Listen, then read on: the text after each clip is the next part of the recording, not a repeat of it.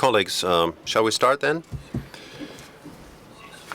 Shall we start this session dealing with the underground metro and the creation of user experience? We have very interesting panelists coming from different walks of life, or from payment technologists to architects to service companies.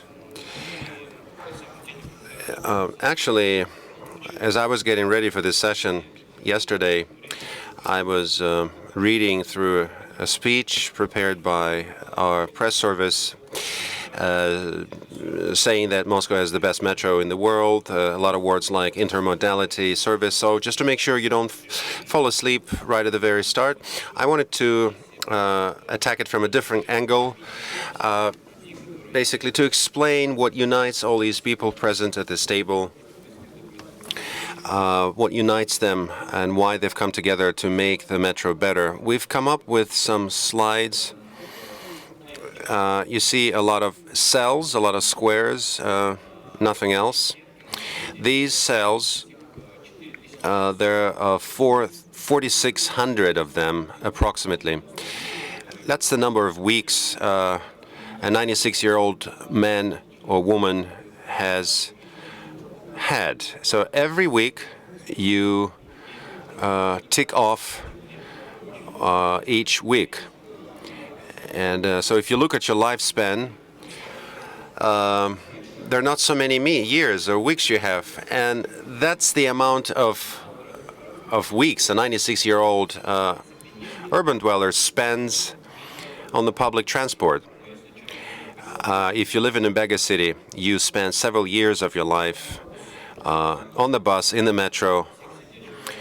And the job of all of us present here is to make sure that these red cells do not only represent a waste, a pure waste of human life. We want to make sure that time people spend in the metro is eventful, interesting, and enjoyable. What do I mean enjoyable?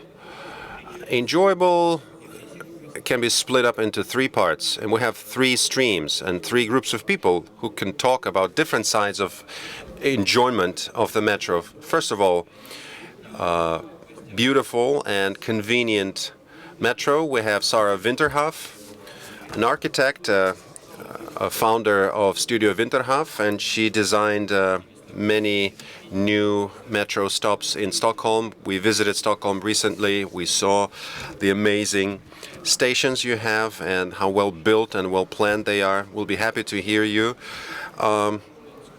We also have Mel Scroll, a partner with Bentham Kroll Architects from Amsterdam, a person who's done a lot in the transport area, not only on the metro side, but also on the railways, airports. So would be keen to listen to your experience as well.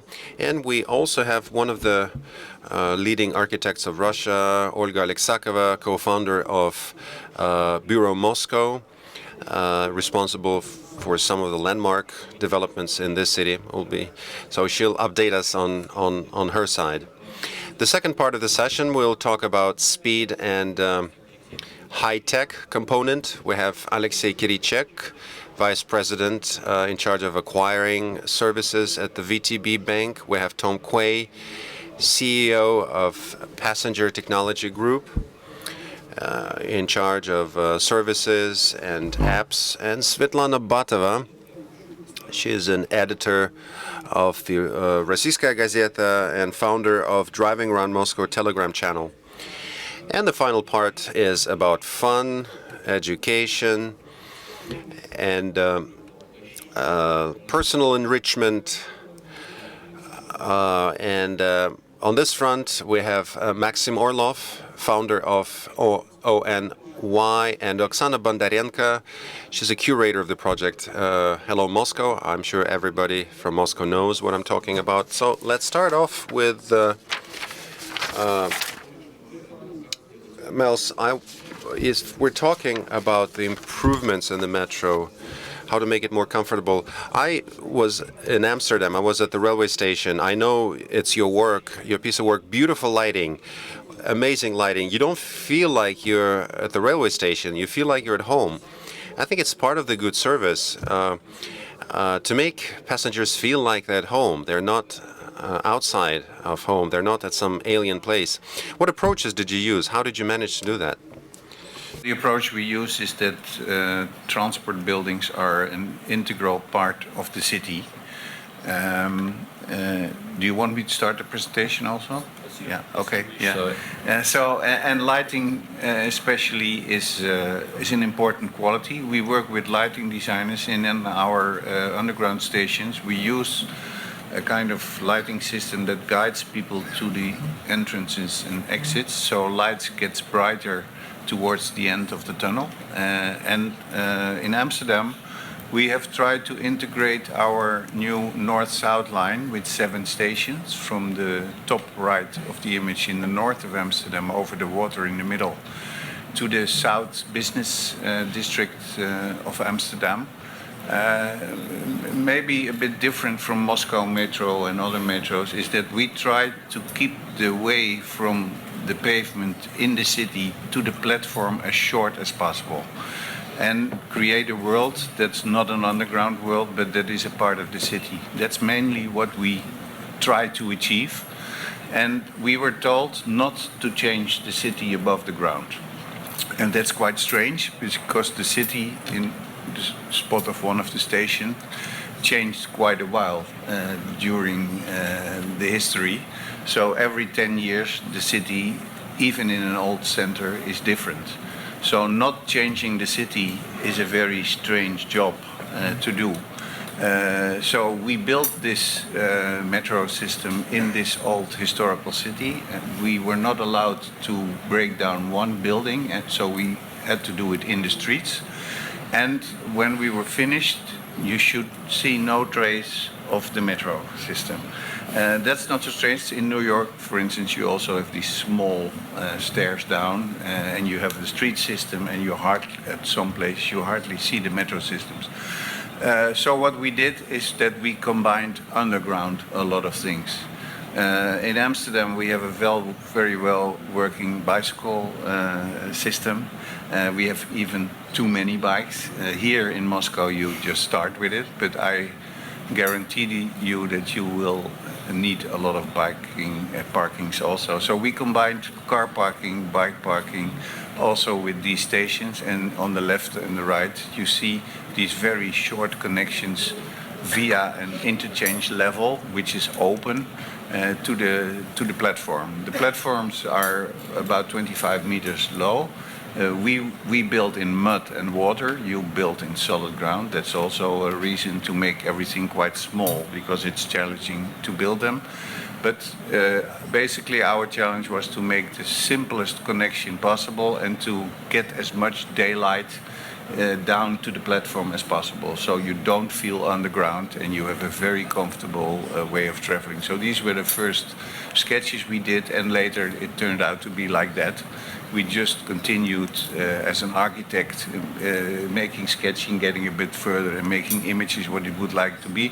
And this is basically the idea, that it's all one system. It flows where it has to go, and it doesn't try to make people forced into a system that maybe then they didn't want to like.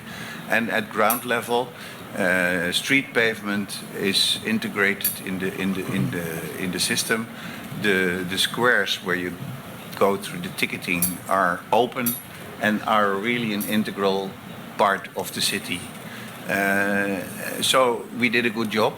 We didn't change the city too much above the ground, and we did it underground. But we used some specific site-specific elements to give this extra piece of city a meaning and a site-specific quality. So, for instance, in this station, which is the same station I showed in the old pictures, there was this river. And when digging the underground, a lot of archaeological findings were done.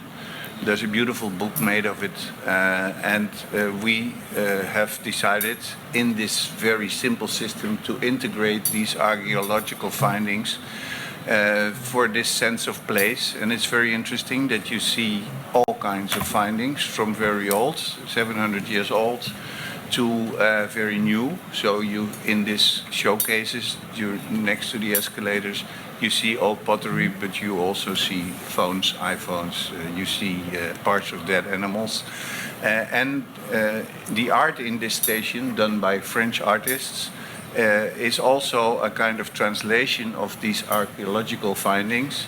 They translated into very interesting art pieces. You see the sewing machine that was found, you see the animals that were found, into you see musical instruments.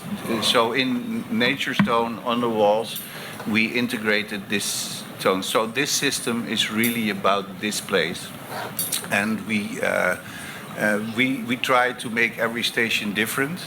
So it's a very simple, not confronting system, not trying to integrate everything into a station, but try to integrate the station into the city that's already there, which is different in a historical old city than in a new neighborhood, of course. And doing it again on another spot where you see that the space between the ground floor in the city and the platform can be used in an interesting way. There was a singer, and this image, which builds up, is a kind of metro link card system, and it shows all the travels he made in his life and all the friends he's doing, and this is his face. So this is also a very site-specific station by the art we did. There's one station where the street was so narrow that we had to put the two tracks on top of each other instead of next to each other. You see it on the right of the image. And we used that to make this station more into a kind of James Bond-like experience, near to the market where all kinds of people meet. And there's here art at 3 levels of the station, and you get a completely different experience from the station in this. So this system, which contains of 7 stations that are not so very far apart, less distance than here in Moscow, is into a nice station. There was one spot where we tore down the building and we built back a new apartment building, and we just lifted it 1 story. You see it literally lifted from the street. So the city was not destroyed, and this one is integrated also in the city. And there's a very modern station at the end where the Congress Center is. So our aim has to be expand the city, don't make it into an underground world. So that's maybe a kind of different user experience than you meant before, but that's what we did. Спасибо большое, Мел. Thank you so much. Thank you for this wonderful, amazing presentation. Very impressive. Not the presentation, but also the work and how you managed to integrate new stations and fit them into the existing infrastructure, existing landscape. I have a question related on combining the old and the new. You probably visited Moscow Metro. You saw historical metro stations in Moscow. And the question is, all new services, all new things, how can they be integrated into the existing historical environment? All your stations are very functional. You know, you have a lot of navigation. They're very light, very brightly lit. So they correspond to all the modern day requirements. What would you suggest? What would you recommend if you have historical stations? Because every time if we need to put up some additional navigational tools on the historical stations, some passengers say, finally, you put up this post, and others say, just take it away immediately because you're hurting, you're damaging the historical look of the station. So what's your approach? What would you suggest? The nice thing about new technology is that it's always designed for the existing situation as a starting point. So I think it's very well possible to integrate these new navigation systems, and they don't have to be too physical in the stations. It's possible to have all the electrical hardware done in the walls or outside, so you don't have to see it. And I think you should not have too many new posts and things, because everyone will use their mobile device to do it. When you navigate through a city, you nowadays navigate through your phone, and as less extra information next to what's already there and what's beautiful in your city. I think for the new stations, it's different. You should not try to copy the old stations in your new neighborhoods. You should make new stations, but they should be, like I hope we did in Amsterdam, as simple as possible and as site-specific as possible, so that the station itself tells you where to go and where you are. So if you need as less technology to understand what you're doing, which is quite hard here and also in London, when you have this enormous tube system underground, you can walk for 5 minutes without knowing where you're going. So these navigation apps are really a help. And the new way of thinking, going to 5, going to 4, instead of going to the street you can't find, is of course a help. But integrating the technology in a very human but very intelligent way is the future. So it's not a problem, but it's an opportunity, I guess. Спасибо большое, Мэлс. Мы, в общем-то... Thank you, Mels. We share your opinion. That's the direction we're moving in. Our next speaker is Sarah. Sarah, you have amazing metro stations in Stockholm, news stations, pictures available online, and you were involved in the design of those stations. Would like to hear more about your approaches. What's, in your view, a comfortable, convenient, and pleasant station? What is it? What makes a pleasant, comfortable, convenient station in Stockholm?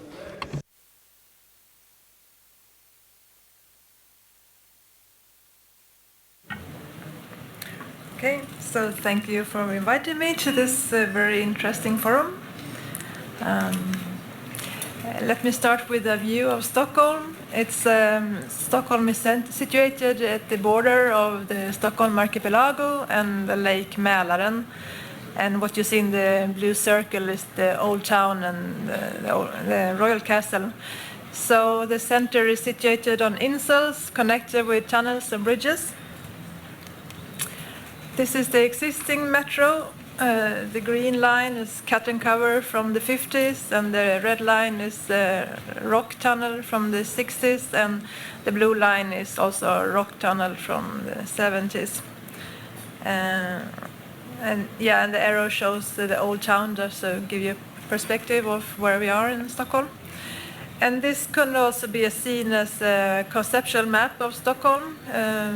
The settlements are built along the lines, and in between the lines there is green areas and water.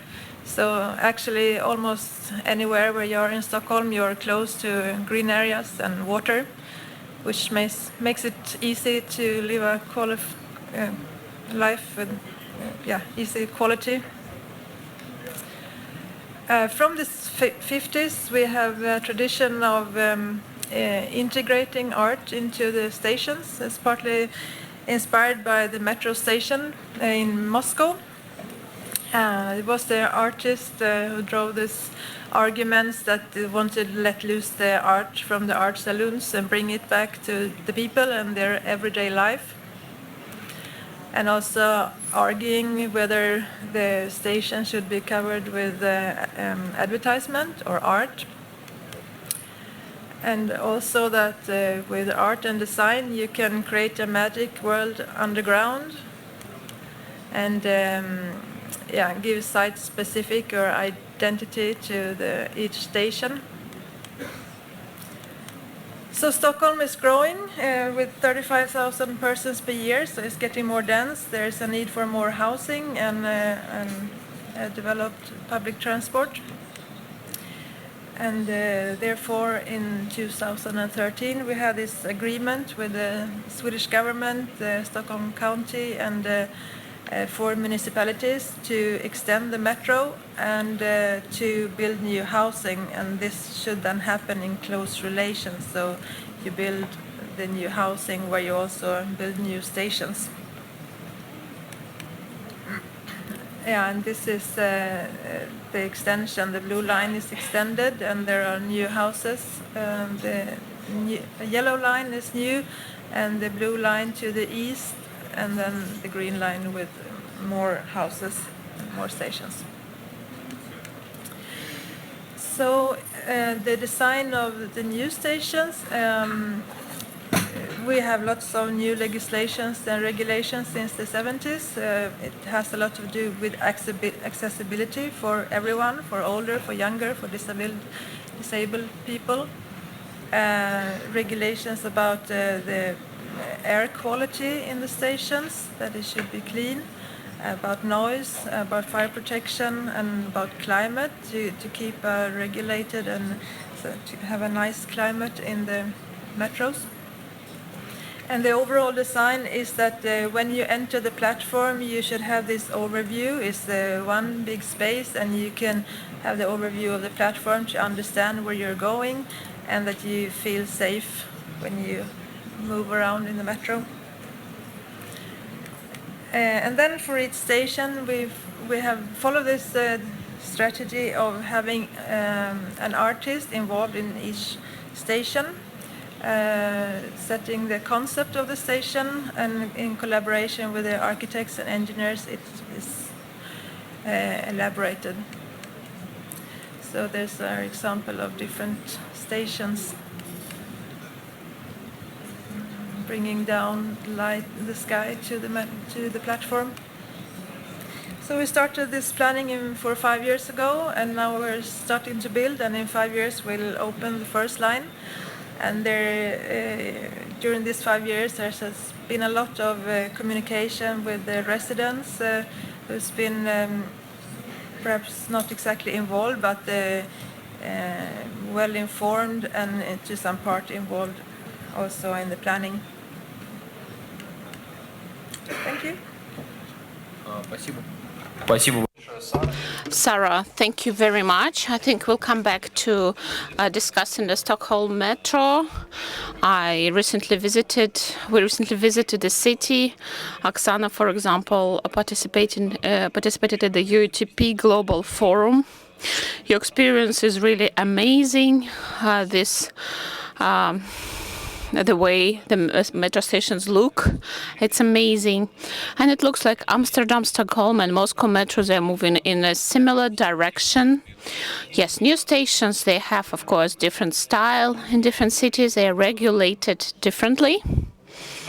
But at the same time, when we start opening new stations, they have something similar in this overall direction. Olga, here we are interested to know about your opinion. You are now the author of a very famous project. Everyone probably is always torturing you with questions about Triumphalne Square. It's a very interesting project, and you managed to change the face of the place, and people start feeling differently there. What can you say about the design of metro stations and transportation places? Yes, 2 years ago we won a competition for the design of a metro station, and we actually realized that in order to make a nice and beautiful station, you need to make it spacious, you need to have a lot of light, and you need to have long-lasting materials. Yes, we work in Moscow Metro, and I think Moscow Metro is something which was built to last forever. Thick marble and so on.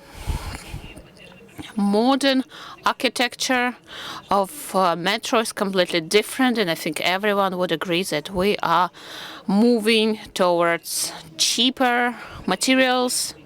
So these materials, they look like real, but they are not actually very durable and real.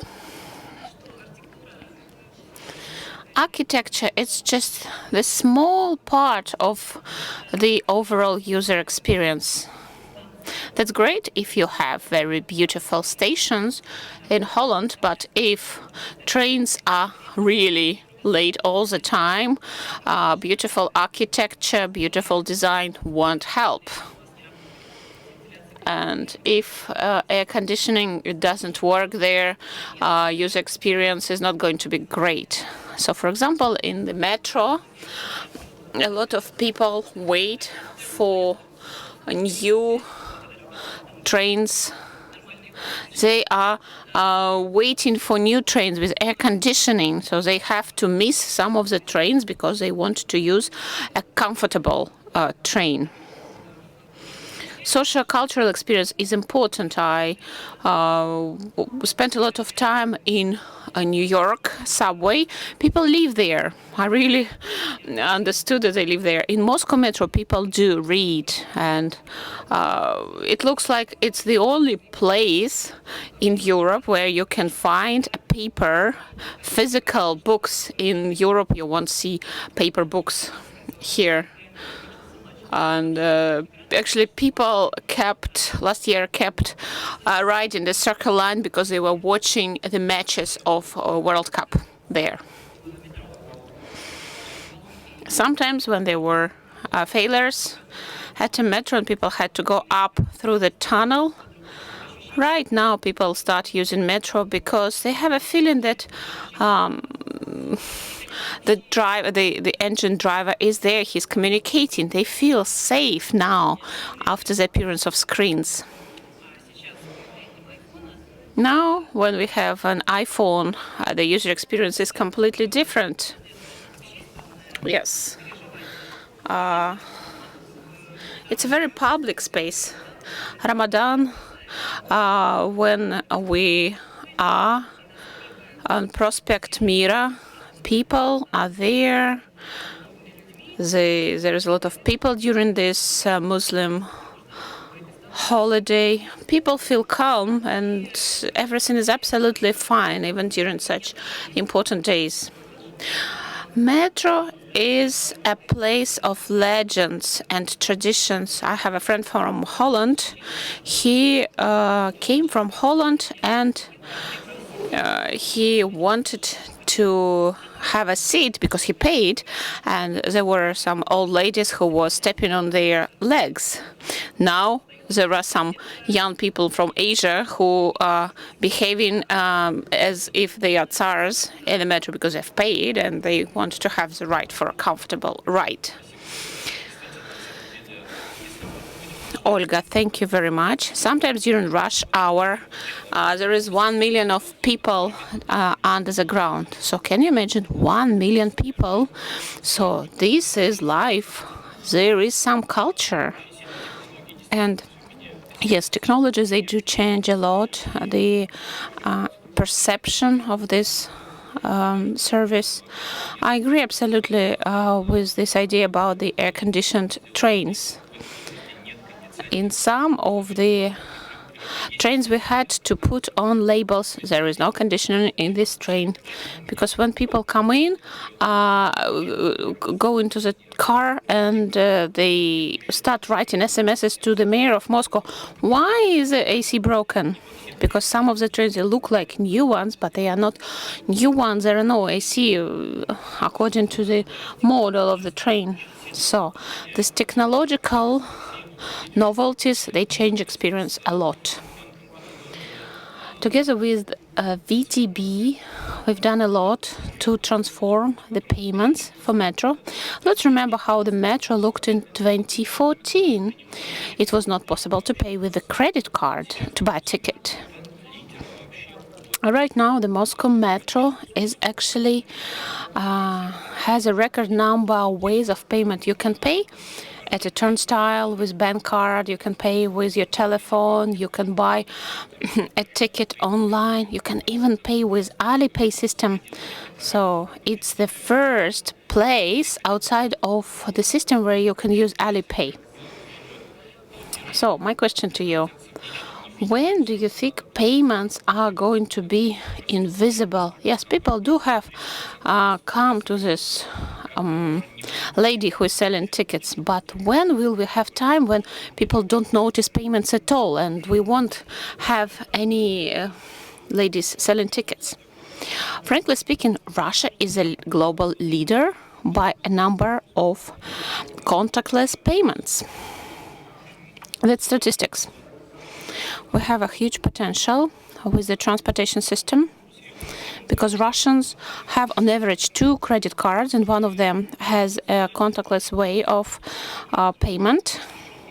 So if we create a system when you seamlessly pay for your ride, this will be a great breakthrough. We've rolled out the new program together with the Moscow Metro. Now we have 2 turnstiles per station where you can pay with a credit card. 2 turnstiles, yes, that's what I say, 2 turnstiles per station. We should be happy with such results, right? Because 30% of people per month start using new ways of payment, but for now only 1% of people use the cashless payments.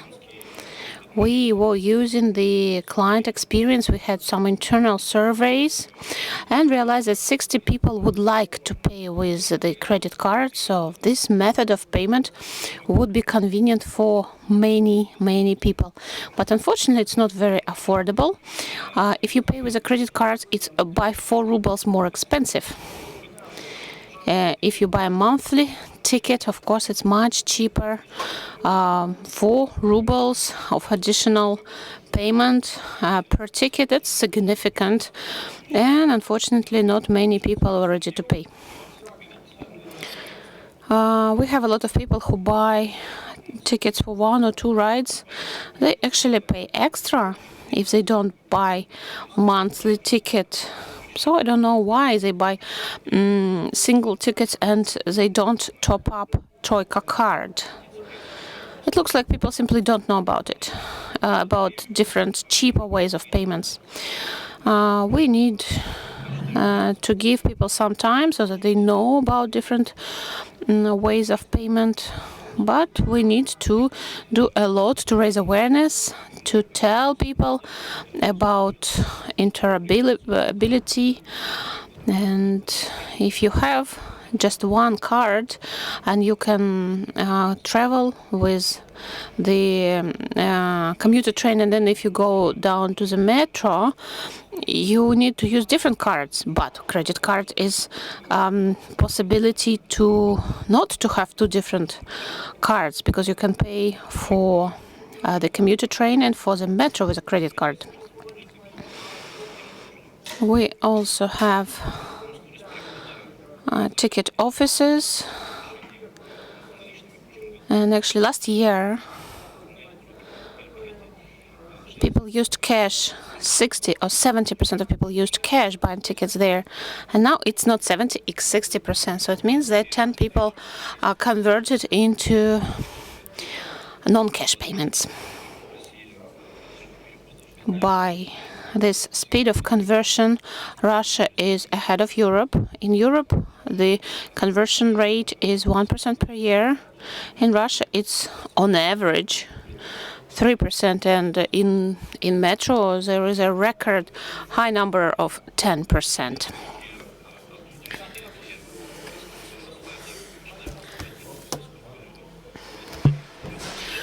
You won't have so much time in a queue buying a ticket. You can save some time if you just pay with a credit card.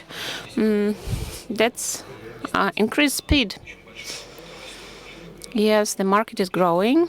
I can see that, and I understand that the number of people who are using cashless payments, there are a lot of them. Those people who are not going to use credit cards, so they buy a 55 rubles ticket, and if you pay with a credit card, that's cheaper than buying a single ride ticket. What can a bank do? What can banks do to inform people about this fact that it's cheaper to pay with a credit card?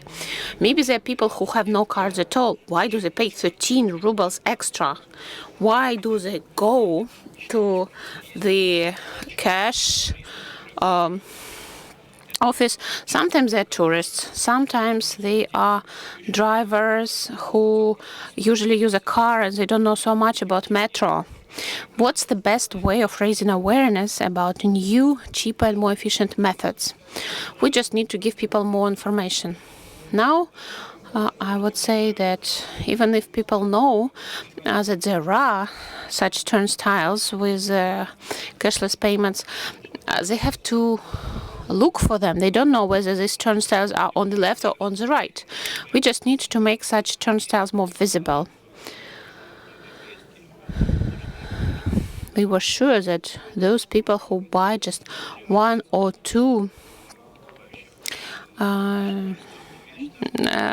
rides, tickets, it looks like people who used to use Troika before, they now start easily paying with the credit card. And I think we need half a year or a year until everyone knows about new payment options. Of course, tourists do not know about cashless payments with a credit card. Yes, we need to think about tourists too. Actually, Moscow Metro is also doing a lot. And in London, there is also possibility to pay with a credit card. So I think very soon more tourists will know about this option. Technologies. What kind of technologies are there? Those which we need to introduce. So, for example, several dozens of people who work at the metro were working with introducing these new technologies. Protocols of data exchange, connection is being discussed. But some of the technologies, they appear automatically, and they don't need a lot of efforts for introduction. And I have a question to Svetlana. A question about Telegram channel. So she has a Telegram channel, We Are Riding Alone Moscow. So that's Telegram channel where you can have information about trains which are stopped. So very often you get information there in this Telegram channel faster than some metro authorities will find out about problems with certain trains. How has your channel changed the user experience? Aren't passengers now more nervous about everything is going on, what is going on? Because sometimes there are some news which are not thoroughly checked and which can be alarming. Do you mean that we frighten our audience too much? No, you inform the audience. They know about problems fast enough. But sometimes information changes. Okay, a person gets out of the train stopped, and this person doesn't know what's really happened. He doesn't know root causes of a problem with the metro. How do you see the future of your channel, and what do you think what was the main effect of your work? I'll say a couple of words about the philosophy of my channel and the reason for its appearance. Moscow is one of the largest megalopolises, and with the highest pace of life, we are very dynamic people. And metro is very dynamic too. It's in tune. We have 8 million passengers per day, and during the rush hour it can be up to 1 million people under the ground. And trains are there 1.5 minutes there. It's actually a world record. And sometimes when there is a glitch, 20 minutes, something happens, a train breaks down. In 10 minutes, it's towed away, and in 20 minutes, the movement is already fine. But several hundreds of people get affected. Traditional mass media, they can't react quickly enough, not because they are sluggish and bad. It's just due to the way mass media works. So you need to have 3 types of messages. Something has happened, then the train has stopped, and then the information about the fact that the train started moving. So it's not possible to have such information in the press efficiently. But Telegram channel can help. So, for example, if you subscribe to our channel, you will get very up-to-date information. It's not working with Twitter, for example, because if a person is subscribed to MOS Metro Twitter, he can't see instant notifications, and it takes a lot of time to get this information. But if when you need a very urgent response here, Telegram channel is faster. We find out about problems with metro trains due to our readers. We have 2,000 readers of our subscribers, followers of our channel. If something happens, we know immediately that something happens. But we have a Telegram bot, and we always try to verify this information. We need to get information about a certain glitch from 2 persons minimum.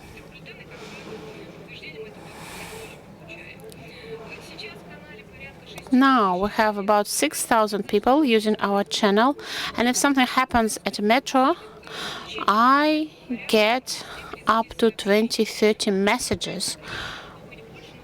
We could have more, but within 5 minutes, usually, we write information to the channel so people see, okay, we know something is going on. We even probably know what's wrong. People stop writing to us.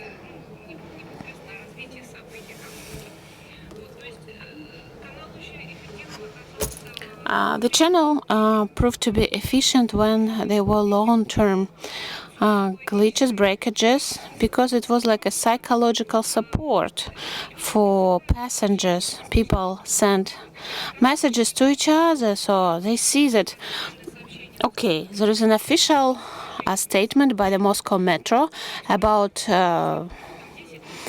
trains operating again, but still they are going with some pause.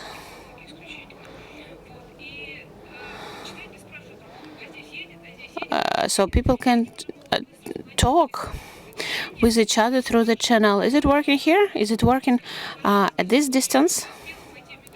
And then they decide whether they should use buses or it's okay now, go down to the metro. We have some of the passengers who are rather anxious. We actually we surveyed our audience. A lot of people, they get extremely anxious even after the several minutes break. And they start writing to our Telegram bot, start asking questions. So if I see there is no confirmation about a major failure, I just answer that we need to wait 1 or 2 minutes. And then I get a message from such a person that it's moving and everything is fine. So that's the way we work. Yes, that's the way you work indeed.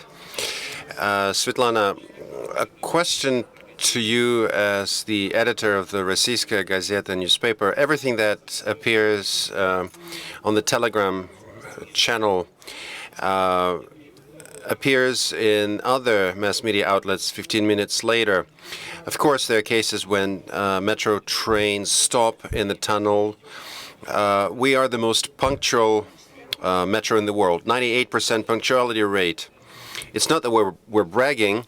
All international organizations and their surveys point to that. So it's only 2 trains out of 10,000 that are late. But the moment an automatic system breaks down, 30 minutes later, we see that passengers had to disembark the train because the flow was suspended. The traffic was suspended for 5 minutes. So, and they start bombarding us with questions. What happened? You had to, offload your passengers. But it's only 2 trains out of 10,000. I'm sure you've heard about 5 topics that the reading public are most interested to read about. So sex, drugs, and rock and roll, and probably you can add in Moscow Metro to this list. There's nothing we can do about it. Speaking about traditional mass media and the way they operate, it's a big issue when aggregators, a breakdown occurs, and the way aggregators work, that it remains as a breaking news for 2 hours after the problem has been solved. That's the way aggregators operate. Their software, their algorithms are such that they keep this news as a breaking news for a very long time, even after the news is no longer relevant. Everybody wants to know if something breaks down, but nobody cares if something's running smoothly. And of course, it's damaging the metro. It's damaging passengers who don't care about clickbait, and they're left without information that they could tap into. They could glean from traditional sources. Thank you, Svetlana. You've done a lot to ensure that intermodal transits are as seamless as possible so that people can transfer from one point to another. And thanks to digital services, you introduced digital services that allowed passengers to do that. What would you recommend to Moscow, to Moscow passengers? What other services can be offered to make it easier for Moscow? Okay, great question. I think the common theme here is really around trust, and I think the experience for the passenger is something that is built on trust. I think that the whole user experience needs to be reliable. It needs to be as you said, no one worries when it breaks down, when it doesn't break down. When it works, it's fine. It's just when it breaks down. So it's when automated systems stop working as they should. What happens then? It's interesting to hear that there's a Telegram channel that is filling the gap in terms of the systems that are being provided by the metro themselves. And I think certainly what we're doing in the UK is trying to build digital tools for our transit partners that are enabling them to react at that kind of speed for their customers, so that when things do go wrong, they are able to project that amount of information that they need to everyone who is riding in the moment, and they can actually understand what's gone wrong, what's being done about it, and how long it's going to take to fix. Because I think that whole experience is incredibly stressful for people that are trying to move around if they are not informed about what is happening in near to real time. I think that's what we as consumers expect. I think Olga made a point about the iPhone has changed the experience completely. I mean, it's absolutely right. I think we are all walking around cities now with our phones in our hand. We're not necessarily engaging with the surroundings as much as we should be, because we are navigating using the devices that we have. So that absolutely applies to our commutes and our transit. Absolutely, it's so important that information is there. So I think making sure those systems are there so that information can be broadcast.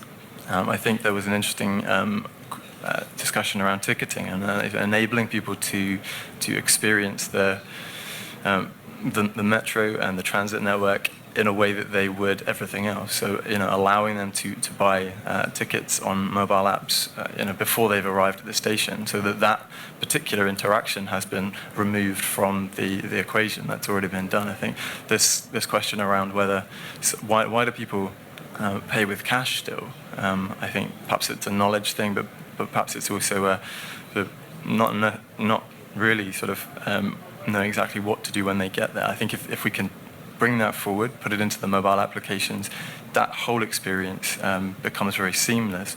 And again, it comes back to that trust where the moving from a sort of a pay-as-you-go model where you are buying your travel at a sort of as you need it, you feel more comfortable in that environment. So therefore, you're more prepared to commit as a consumer to that environment. I think if we're talking about subscription services and mobility as a service in this way, and this movement of individuals to consume across a range of modes on a single subscription service, I think every single thing has to work seamlessly on a regular basis. Everything has to, when it breaks, it has to be fixed quickly, or the information has to be presented quickly. So that there's a confidence from the traveling passenger's perspective to actually buy into that service on a long-term basis. Thank you, Tom. Very interesting intervention. I know you are doing a lot to promote different solutions, health solutions,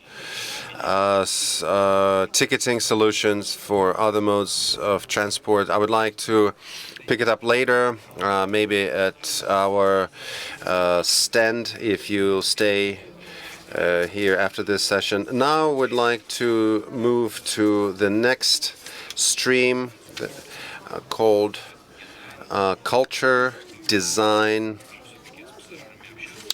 It's about engaging with the passengers. It's about communicating with the passengers and making it fun for them. Oksana, I wanted to ask you to share your experience as the co-founder of Hello Moscow project. It has a broad scope, very deep-going project. We've never had anything like that before. I've known Oksana for a long time. We started out with the Tretyakov Gallery. That was the initial project. And at that time I said, it's so hard for those people who are in charge of culture, it's hard for them to deal with the people working in the metro. So every project is a hard-won project. It's one with many tears and blood and sweat. Thank you, Roman, for your presentation, for your introduction of me. It's very pleasant to be here. I wanted to thank all panelists, all speakers. Maxim, the time has finally come for us to entertain people. I recognize you. We were working under the Tretyakov Gallery project. You were in charge of rebranding, and as the director of the fund, I sponsored the rebranding campaign. It's pleasant to be finally at the same table. It was great fun listening to the speakers. Everybody is so different. Speaking about my favorite Amsterdam is the place with this wonderful night watch painting and the well-known transport system. Stockholm has become very near and dear to me, and Hello Moscow project won an award in the marketing category at the Stockholm event. Sarah,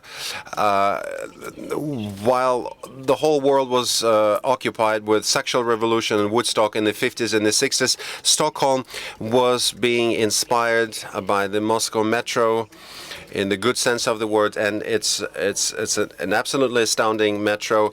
Now I know what Svetlana looks like because I've known you before remotely.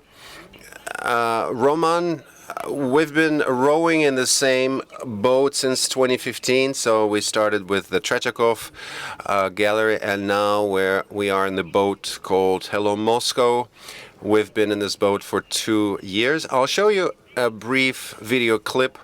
It's a revolutionary project for transport networks, and I'll explain why.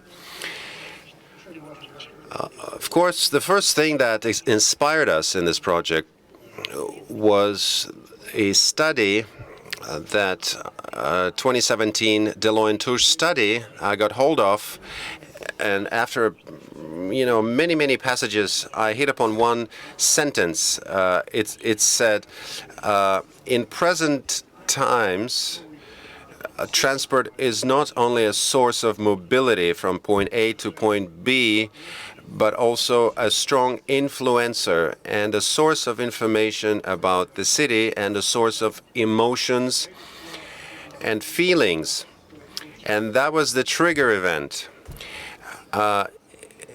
8 months later, we came up with a city guide, a city storyteller project. And the Moscow guide is this project is a guide of this kind. It's 146 years old. I've seen everything. I've been everywhere, and I can let you in on this wonderful information. And transport is a source of emotions. It has an added value, in addition to being a source of transit. In addition to short intervals between trains, in addition to the smooth infrastructure that the Moscow metro has to offer. Now it can add something else. It can add a cultural element, environmental element. Transport environment is something new. It is something which landed on our hands as cultural sociologists, and we're playing with it, we're experimenting with it. We're trying to see what we can integrate into this environment. And it's a pretty interesting project from the marketing perspective, because it's the brand content project. The brand itself is not a commercial product. Many brand names had their brand content platforms, but we're talking now about non-commercial brand name, because Moscow Transport is a non-commercial brand, and it's producing content, it's producing edutainment. Our core element of our project is to entertain and inform through entertainment. It's an English language video clip. That's the video clip we presented in Stockholm, and I think it will make it pretty clear to you what Hello Moscow project is all about, and what channels we're using to communicate numerous city stories. So Hello Moscow is a magazine, a journal of sorts, with an online section.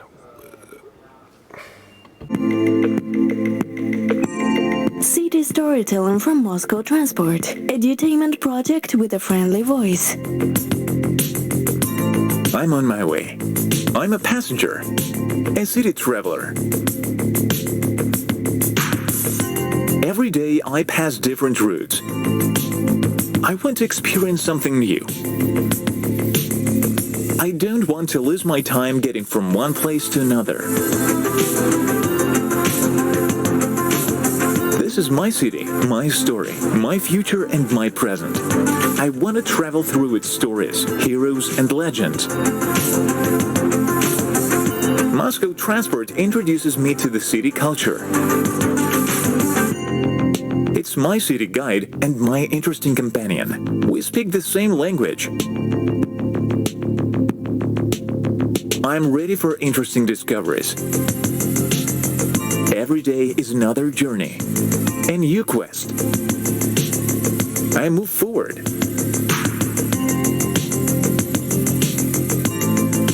On my way, I read posters, watch friendly videos, and sometimes listen to audio stories. The number of facts about my neighborhood impresses me. I share stories with my friends and family. It makes me feel cool. Looking around, I see that I'm not alone. I'm a part of the community. I may share, like, learn, and be connected 24/7.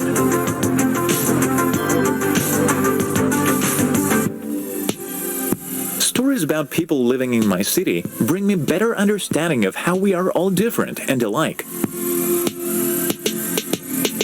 I'm inspired by Moscow Metro, a venue of art, architecture, music, and even theater performances.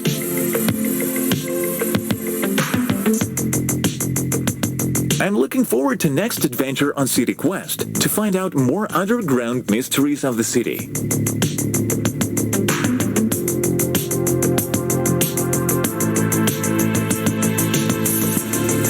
Every minute on my way is enjoyable. I choose my route and fill it with reading, listening, and observing.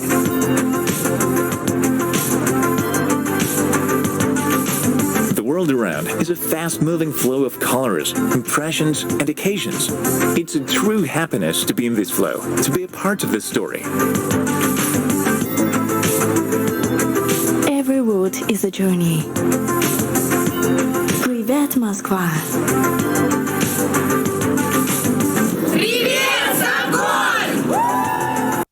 Hello, Stockholm. So, that's a project in a nutshell. It's about love to your city. It's about knowing your city. That's translated. That's what we convey in our motto. Every road is a journey. 35 rubles. You can throw yourself into the world of music, literature, theater, in the past history, in the present history. And the main goal of the project, we like this verb. One of the users came up with this verb to smile, make people smile. So we want to make people smile. So human being is at the heart of each transport system, and we want to make it warm and fuzzy, enjoyable and smiley. We fully share your drive. Svetlana, we have very few minutes left. Maxim, a very specific question. It relates directly to what you're doing. Some time ago, we dramatically rethought the brand of the Moscow Metro. We prohibited handwritten plates, posters tied to the walls with a Scotch tape. Scotch tape is outlawed in the Moscow Metro. People is asking, why do you have all these posters everywhere? Bend your head or duck your head. You have great experience. You have wonderful works in the transport area. How do you make sure that there's enough of the brand name but not too much? Well, the transport brand transforms the outward appearance of the city. For example, taxi cabs, if you watch movies or see postcards. But I think you're more referring to the function, because metro is a function that takes you from point A to point B in a comfortable, useful, in comfortable environment, and using your time productively. So if we were to compare Moscow Metro to New York City subway, they have a cool identification system, but even I had difficult time navigating the New York subway, because you can actually leave from the very same platform. You can leave into different directions.